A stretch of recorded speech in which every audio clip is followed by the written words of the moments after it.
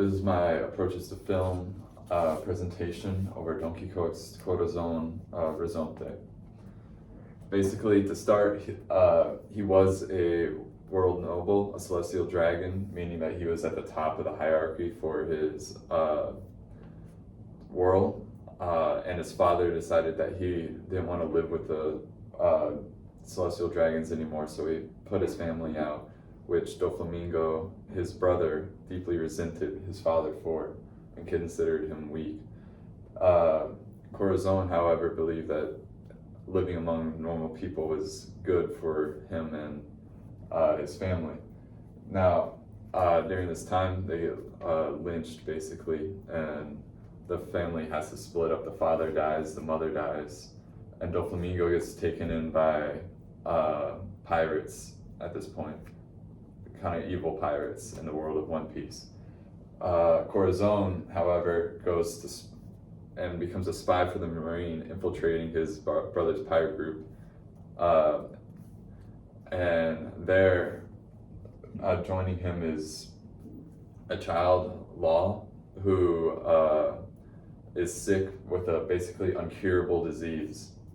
And so Corazon basically takes Law in order to try and find a disease to have Law find something to live for, because he doesn't want to go Law for him to go down the path Doflamingo did. Now, basically, during his death, they find the Ope Ope no Mi on an island controlled by pirates, and he understands that the only way to save Law is basically to feed him the fruit. But the Don Quixote's pirates want the fruit for themselves, because the user can grant immortality to another person. Now, whenever they find the fruit, Corazon feeds it to Law and hides him in a treasure chest.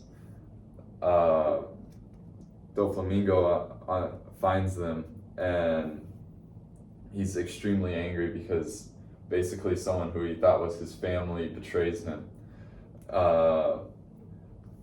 Also of note, whenever he says "I love you" here to Law, it's not like it's not like the translation says "I love you," but it's what he says here specifically is "Aishiteru," which is something that holds a lot more deeper significance than just saying something like "daisuki,"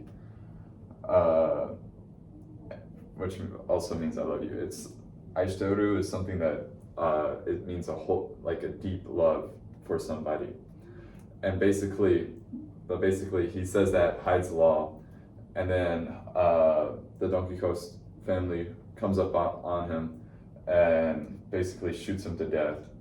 And throughout this whole time, Law is crying,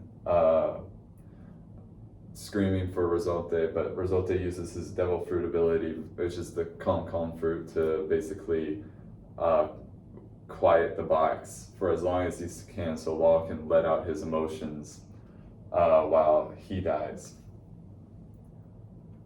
Now, the Bushido values that I think come from Corazon's death is the honor. Within the Japanese culture, there's like an honor-shame aspect to it, which means he basically sees Doflamingo and his actions as something that is dishonorable to his family, and he attempts to restore honor to his family by turning him into the world government.